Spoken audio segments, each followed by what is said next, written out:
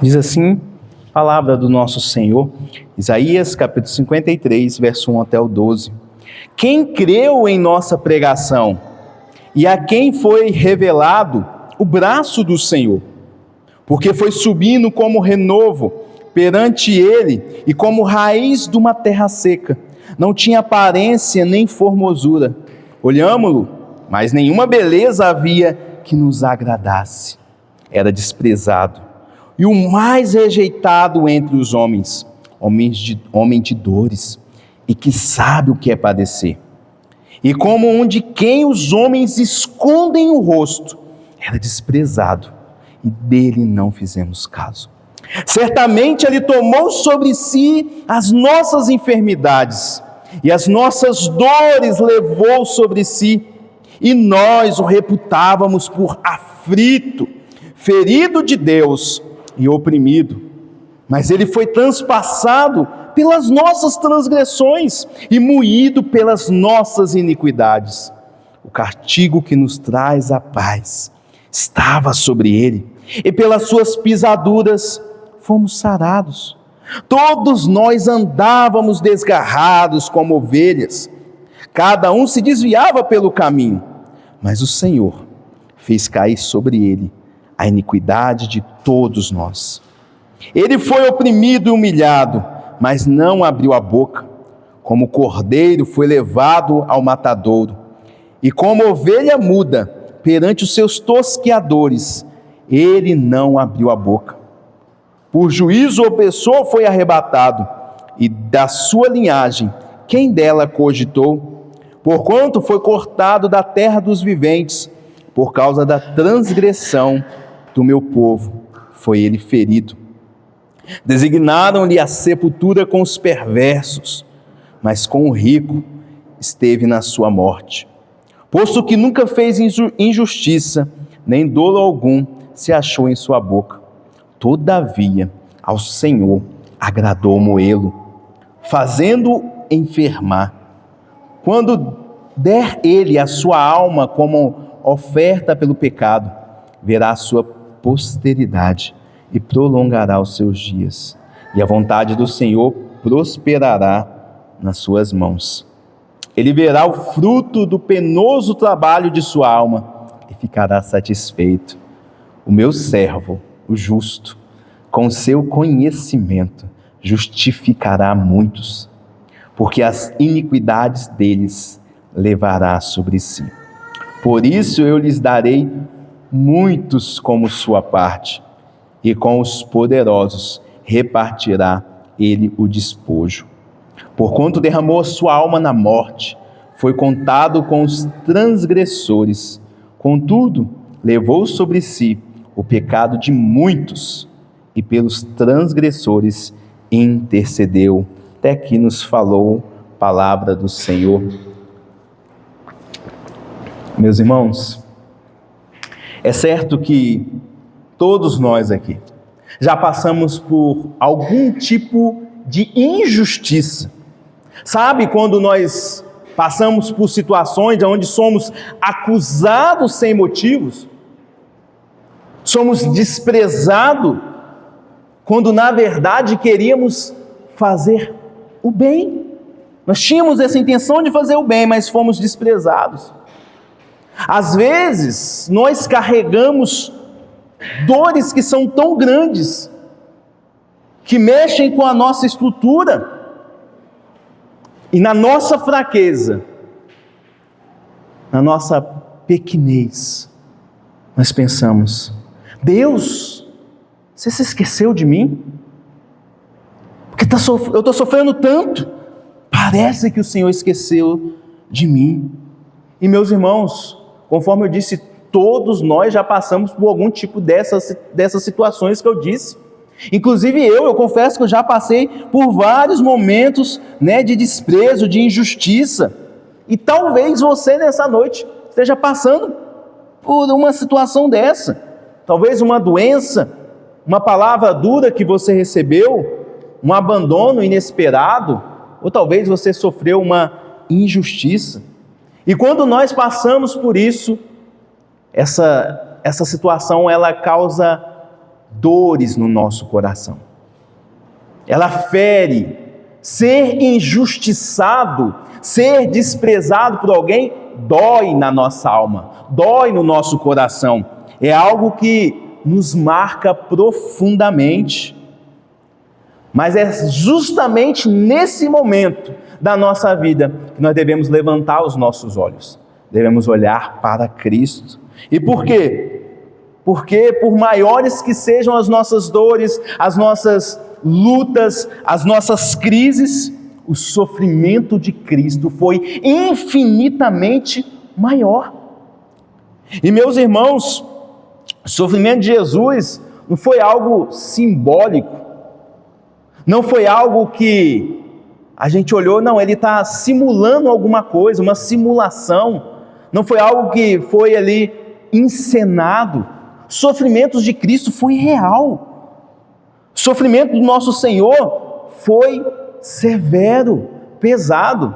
Usando talvez uma linguagem de um médico cirurgião, ele ao olhar os relatos dos sofrimentos físicos do Senhor Jesus, ele vê que várias formas de sofrimento Jesus ele sofreu na cruz. Por exemplo, Jesus ele sofreu contusões, quando ele foi esbofeteado, agredido com varas.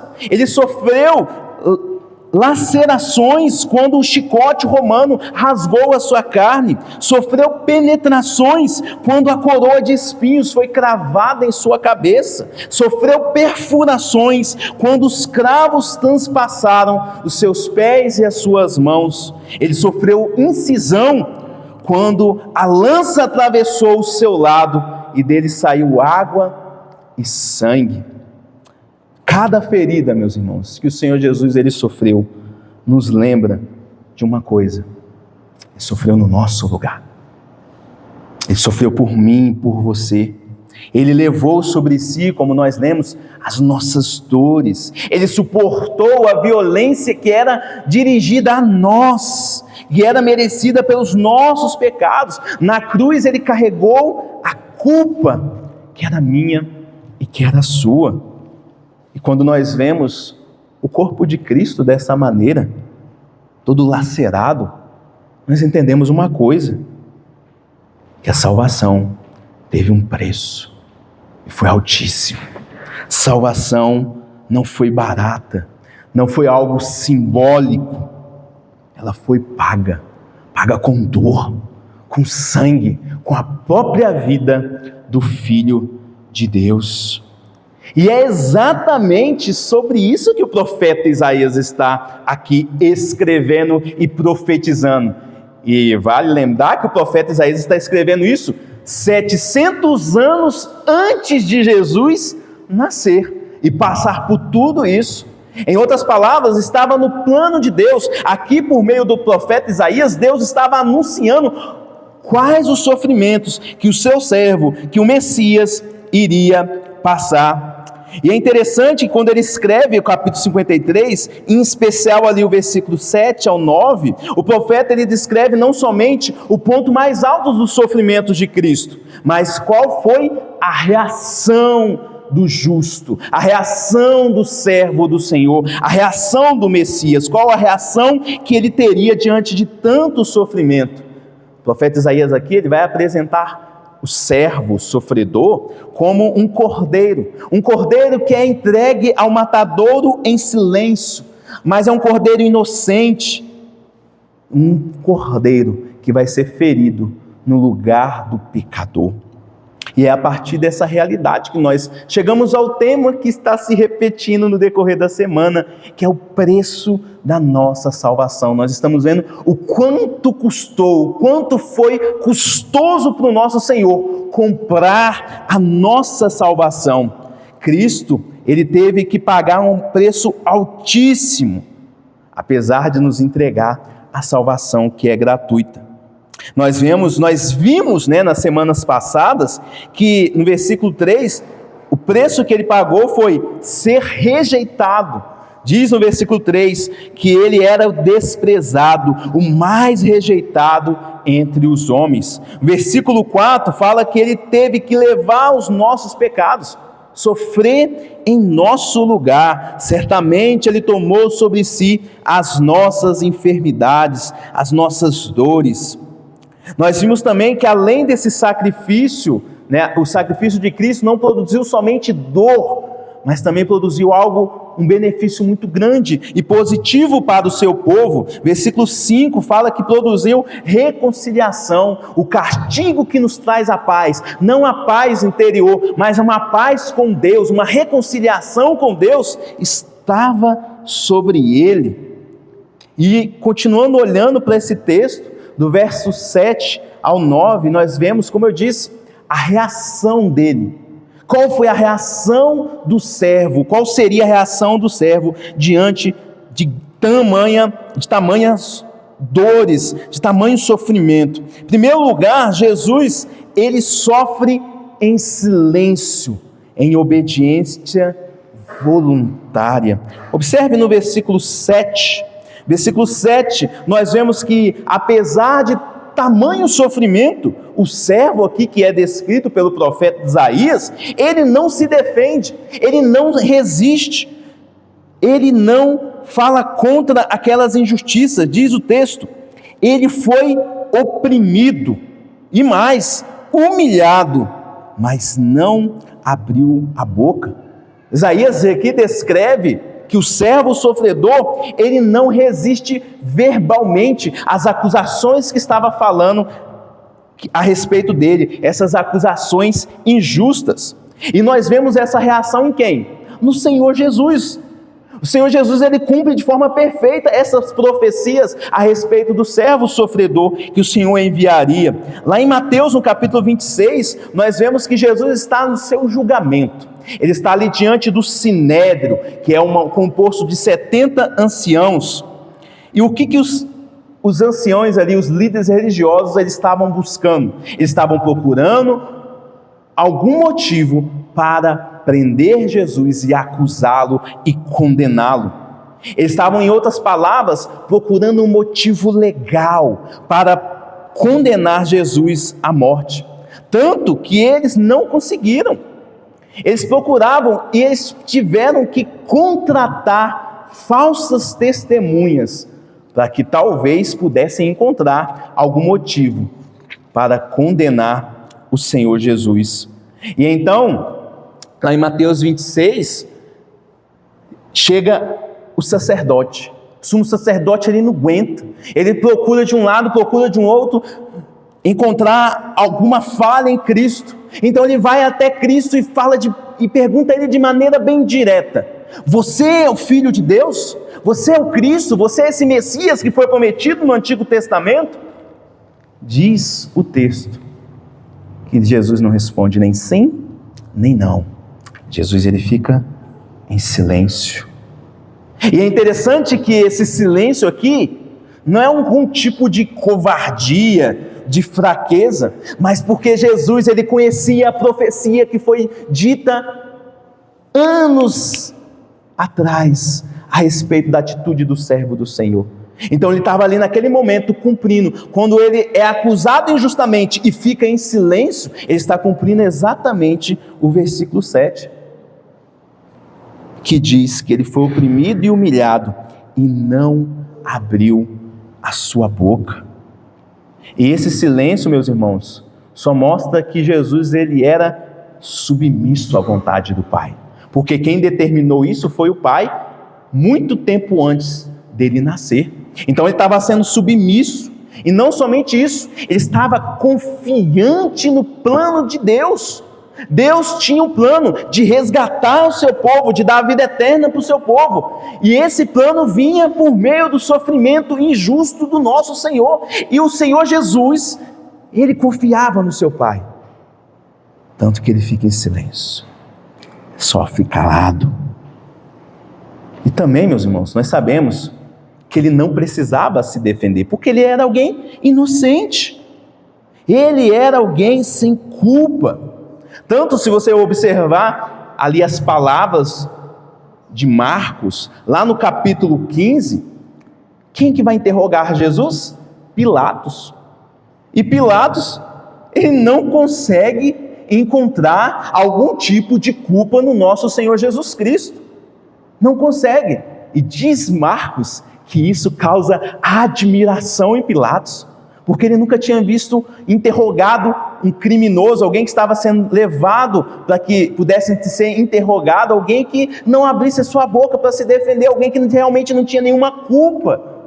Não tinha culpa, como diz a gente, não tinha culpa no cartório. Mas voltando aqui ao texto de Isaías, no versículo 7, na segunda parte, Isaías ele usa uma imagem, a imagem de um animal, de um cordeiro. Ele diz o seguinte, como o cordeiro foi levado ao matadouro, e como ovelha muda perante os seus tosqueadores, ele não abriu a boca.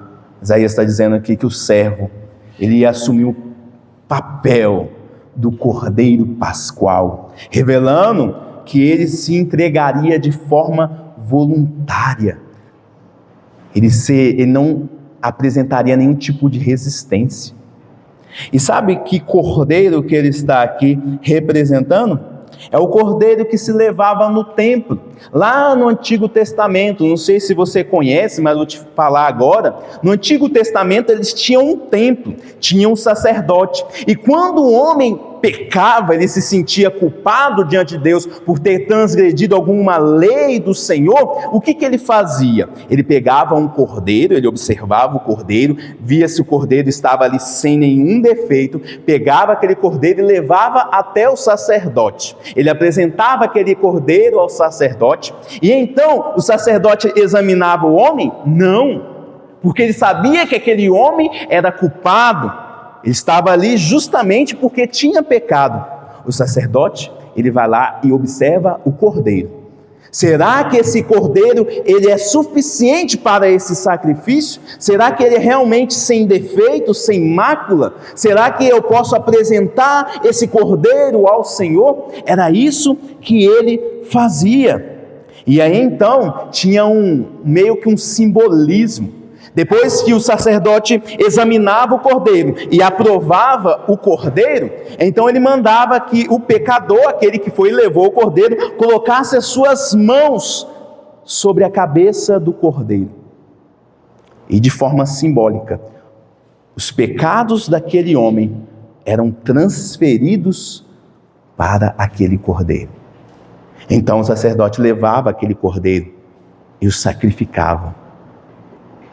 E o homem saía do templo como? Sem culpa.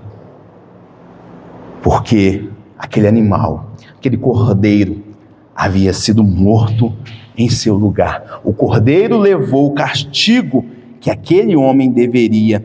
O cordeiro levou o peso do pecado que aquele homem precisava carregar. E carregaria, sem dúvida, se não fosse o cordeiro.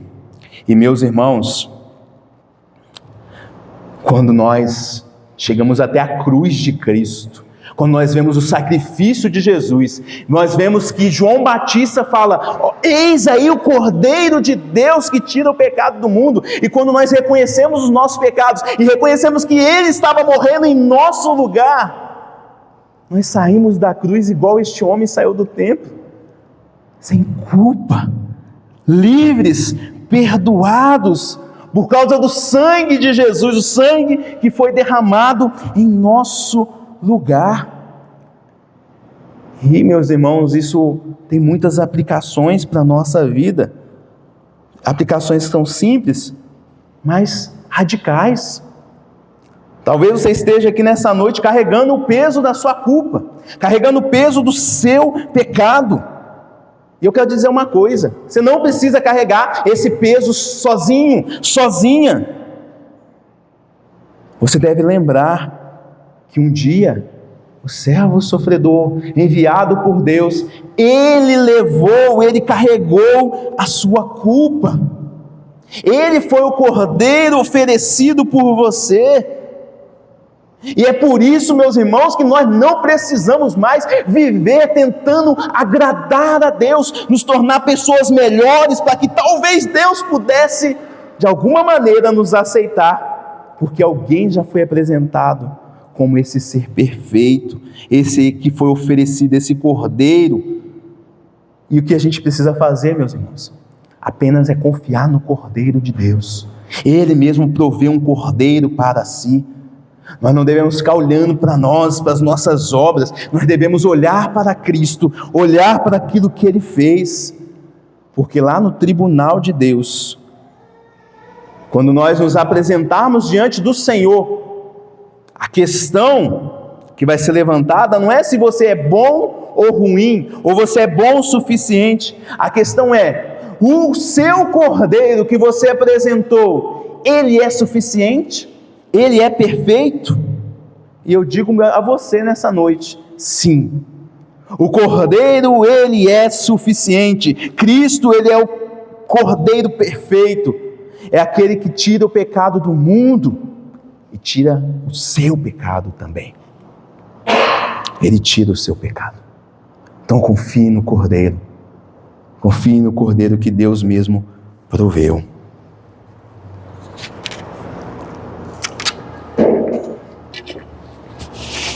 Mas voltando aqui ao texto, nós vemos que, além de sofrer em silêncio, diz que esse sofrimento foi um sofrimento injusto. O servo do Senhor, Isaías diz que o servo do Senhor sofreria injustamente.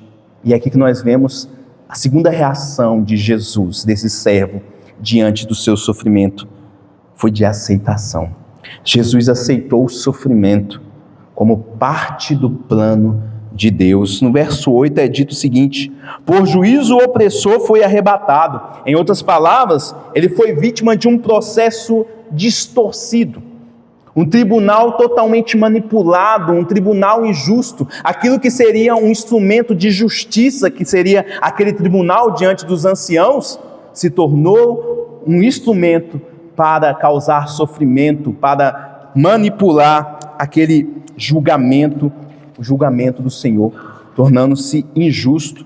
E Isaías continua, no versículo 8, e de sua linhagem, quem dela cogitou? Em outras palavras, quem se importou com ele? Não houve nenhum que se importou, porquanto foi cortado, arrancado da terra dos viventes. Em outras palavras, ele foi morto, executado como se fosse um criminoso. Naquela época, a cruz era reservada somente para os criminosos, e os piores criminosos. Tanto que os judeus falavam, quem morria crucificado na cruz é alguém que foi abandonado por Deus, alguém amaldiçoado por Deus. Mas continua mostrando, Isaías continua mostrando que o servo, ele sofre com um propósito. Por causa da transgressão do meu povo, ele foi ferido. A morte do sofredor, do servo sofredor, não foi sem propósito. A morte do servo sofredor, ela aconteceu conforme o plano de Deus, era necessário, foi essa maneira que Deus queria utilizar para poder redimir, para poder salvar o seu povo, para poder salvar a gente, a igreja. Essa era a única maneira. Jesus Cristo, ele aceitou, era necessário morte, como diz no livro dos Hebreus, que fala que sem derramamento de sangue não há remissão dos pecados. Não tem como pagar pelos pecados se não for derramado sangue. Mas observe aqui que Jesus, o servo sofredor enviado por Deus, ele não havia cometido nenhum crime. Ele não havia falhado. Ele não tinha culpa na sua mão. Mas mesmo assim, ele foi julgado, ele foi condenado e morto de forma injusta. Isso nos lembra também daquele momento que Jesus estava no tribunal. Jesus, conforme o texto que nós lemos, ele foi para o tribunal. Só que o tribunal, ele queria agir de forma justa, de forma correta. Então, leva Jesus a Pilatos. Pilatos não consegue achar nenhum crime, nada que possa, de fato, levar Jesus à condenação. Então o que Pilatos faz? Vamos enviá-lo a Herodes. Herodes também o examina, falando, não encontro culpa nele, nenhum motivo de crime. Retorna ele para Pilatos. E lá começa a surgir as acusações falsas contra o nosso Senhor. E lá em Mateus 26, versículos 59 e 60, nos diz assim: ora, os principais sacerdotes e todo o sinédrio procuravam algum testemunho falso contra Jesus, a fim de o condenarem à morte, e não acharam, apesar de se terem apresentado muitas testemunhas falsas. E diz que o próprio Pilatos, ele fala, ó, eu não acho nele crime algum. O governante daquele povo, ele não achou nenhum crime, mas nós vemos que o próprio Pilatos o condena à morte. E meus irmãos, Jesus foi o maior inocente da história, foi o único que não cometeu nenhum crime, e ele foi tratado como o pior dos culpados. Aqui, aquele que era totalmente justo, foi totalmente esmagado pelo peso da injustiça. Ele foi injustiçado. E como Jesus reagiu? Ele aceita a injustiça. Ele aceita o sofrimento. Ele aceita porque ele entendia que ele estava cumprindo o propósito de Deus. E meus irmãos, conforme eu disse no início, talvez e com certeza você também já passou por momentos que você foi de fato injustiçado. Talvez você tenha sido acusado por algo que você não fez. Talvez você tenha sido julgado sem direito à defesa. As pessoas não te deram nem o direito de resposta. E como eu disse também no início, esse tipo de injustiça dói. Ser injustiçado, sofrer de forma injusta, dói, marca o nosso coração, machuca. A injustiça, quando ela vem na nossa vida, a gente sofre os seus resultados, isso pode corroer a nossa alma. Há pessoas que vivem amarguradas por causa do peso da injustiça. Mas como eu disse no início, digo novamente, nesse momento é que nós devemos olhar para Cristo, é nesse momento que nós devemos olhar para os seus sofrimentos. Ele passou pela maior injustiça. E por que ele passou por isso? Por amor a você. Porque ele te amava. Ele tinha um propósito. Ele tinha que seguir um plano. Ele tinha que seguir esse propósito que Deus colocou diante dele. E ele precisava aceitar o sofrimento que vinha com esse propósito. E ele não aceita o sofrimento porque ele era alguém fraco, alguém com força que ele não podia, de alguma maneira, ele não podia resistir àquilo que estavam falando com ele. Muito pelo contrário, você lembra do texto que nós lemos na liturgia? Jesus fala para Pilatos, né? Você não ia ter autoridade sobre mim se do céu não fosse dado. Em outras palavras, eu vim do céu. Eu que te dei essa autoridade. Ele tinha toda a autoridade, todo o poder para se livrar da cruz, se livrar desse julgamento injusto. Mas o nosso Senhor, Ele ora por aqueles que o perseguem. Ele fala: Pai, perdoa-lhes, porque eles não sabem o que fazem. Tudo fazia parte do plano de Deus. Ele aceitou o sofrimento para salvar você, para te dar vida eterna.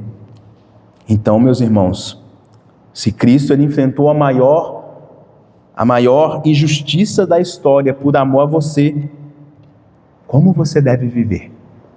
Como você deve responder a este amor, a essa atitude?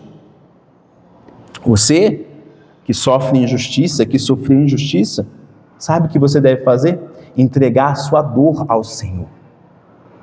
Você deve entregar a sua dor a Ele. Porque, como eu disse, é doído, machuca ser injustiçado. Mas lembre de Cristo. E lembre das suas promessas. Ele promete estar do nosso lado. Esse peso da injustiça, esse peso de ser injustiçado, Ele já carregou e Ele nos ajuda também a carregar esta cruz. Em outras palavras, meus irmãos, Cristo sabe, Cristo ele entende, e melhor, Cristo já venceu. Mas essa palavra também fala com aqueles que têm desejo de vingança, porque essa reação normal, se alguém me acusa injustamente, se alguém faz algo que me machuca, logo vem o desejo de me vingar, o desejo de vingança, o desejo que aquela pessoa pague pelo mal e pela dor que ela me fez sentir. E se há esse desejo de vingança no seu coração, se há esse pensamento na sua mente, eu falo para você, olhe para a cruz. O justo se calou diante da injustiça, para que você fosse justificado. Em outras palavras, ele confiou em Deus o julgamento. E você também deve fazer isso. Confiar no julgamento de Deus. Confiar que Deus sim fará a justiça no momento certo. E a justiça não vai vir por meio das suas mãos, mas das mãos de Deus. E a última aplicação aqui é para aqueles que ainda não se renderam ao Senhor. Para aqueles que ainda não aceitaram o Senhor e falaram: Senhor, eu entendo que isso foi por mim. Olhe para a maneira que Jesus foi condenado. Olhe para os horrores que ele suportou. Isso tudo para que você pudesse ter uma oportunidade de ser perdoado. Diz que ele foi arrancado, sem pena, sem dó, sem piedade da terra dos viventes. Ele foi tirado da sua vida para que você pudesse ter a vida eterna. Por isso, se renda ao Senhor nessa noite. Confie nele, entregue a sua vida a Cristo de uma vez por todas. Tome essa decisão e fale: Senhor, eu quero te servir, eu quero reconhecer o Senhor como o meu Senhor e como o meu único Salvador. Eu preciso disso. E diz a palavra do Senhor que se você fizer isso, com toda a sinceridade do seu coração, Ele perdoa os seus pecados, Ele te dá a vida eterna e adota você na família dele. Mas mesmo aceitando aqui no texto, meus irmãos, mesmo o servo aceitando a injustiça, ainda há uma verdade que brilha muito mais. Diz que ele sofreu sem culpa, inocente, puro, perfeito, até o fim. E essa foi a última reação do servo. Jesus manteve a sua inocência e a sua integridade até o fim, até a morte. Na metade do versículo 9, Isaías destaca então a perfeição do servo do Senhor. Ele diz: posto que nunca fez injustiça, nem dolo algum se achou em sua boca. Aqui, meus irmãos, nós vemos algo que nos desconcerta, né? Porque normalmente quando nós passamos por sofrimentos severos, qual é a nossa primeira reação? Reclamar. Nós murmuramos. A ideia de murmurar é falar baixinho, é cochichar. Por que eu estou passando por isso? Eu não aguento mais essa situação, está difícil para mim. Mas nós não vemos essa murmuração, essa reclamação no nosso Senhor Jesus Cristo. Ele sofre, mesmo sendo completamente inocente. Não havia culpa nele. Meus irmãos, entenda, Jesus não fez nada de errado. Jesus nunca cometeu nenhum tipo de pecado, nem na sua adolescência. Por mais que ele foi tentado, ele não pecou em nenhum momento, não cometeu nenhum crime, não enganou ninguém. Ele permaneceu íntegro durante toda a sua vida. Ele manteve a sua integridade intacta, mesmo diante das falsas acusações. Mas apesar disso, o que nós vemos? Ele sendo condenado. Apesar disso, nós não vemos um reconhecimento das pessoas. Nós vemos, na verdade, uma rejeição. Aqueles que eram os seus, ele veio para os seus, mas os seus não o aceitaram. As pessoas rejeitaram Cristo. E essa é a realidade do sofrimento vicário, do sofrimento que ele fez em favor dos outros. Ele sofre por aqueles que são culpados. Ele não sofre por si mesmo, pelos seus próprios pecados, porque não havia nele nenhum pecado, mas estava sendo ferido pelos nossos pecados. E aqui nós aprendemos mais algumas lições e aplicações para a nossa vida. Primeira lição que nós vemos aqui no texto: sofrimento não significa culpa. O fato de nós passarmos por sofrimento nesta vida não significa necessariamente que todo sofrimento que passamos é por causa de algum pecado que nós cometemos. Nós vemos isso aqui na vida do servo. Ele está sofrendo, o seu sofrimento não é fruto do seu pecado pessoal. E nós precisamos entender isso, meus irmãos. Às vezes Deus nos permite passar por sofrimentos, por provações, porque Ele tem um propósito maior. A palavra de Deus diz lá em Romanos capítulo 8, versículo 28, que todas as coisas cooperam para o bem daqueles que amam a Deus, daqueles que são chamados segundo o seu propósito. Todas as coisas, todas as circunstâncias, sendo elas boas ou ruins, tragédias, todas elas vão contribuir de alguma maneira para nos moldar a imagem de Cristo. Esse é o propósito de Deus na nossa vida, te moldar em você a imagem do seu Filho. E muitas das vezes o sofrimento, a situação que é difícil para enfrentarmos, ela nos aproxima de Deus. Ela tem esse poder, né? Quando nós passamos pelo sofrimento, quando a dor aperta, quando a situação nós não temos solução humana, é nesse momento que nós dobramos o nosso joelho, é nesse momento que as lágrimas correm, nós falamos: Senhor, eu preciso de Ti, eu preciso de uma solução do Senhor. Olha como o sofrimento foi bom. Como disse Davi, foi bom ter passado por aflições. Segunda lição que nós vemos aqui e que se aplica diretamente à nossa vida é que muitas das vezes no momento de sofrimento nós achamos que Deus ele não entende, e é por isso que muitas pessoas nem oram ao Senhor, porque acham que Jesus ele não vai entender o que ela está passando. Meus irmãos, olha o que Jesus passou. Ele entende. Ele sabe o que é sofrer injustiça, ele sabe o que é sofrer dores, ele sabe o que é padecer, ele sabe o que é ser acusado injustamente, ele sabe o que é ser abandonado, esquecido. E ele passou por tudo isso, meus irmãos. Sabe para quê? Por amor a você e para te dar condições para que você também consiga passar. Porque em todo sofrimento o Senhor não nos deixa só. Ele está ao nosso lado. Quando às vezes tem uma ilustração que fala, né, que Deus, né, o camarada ele vai lá e fala: Deus, eu sempre andei sozinho.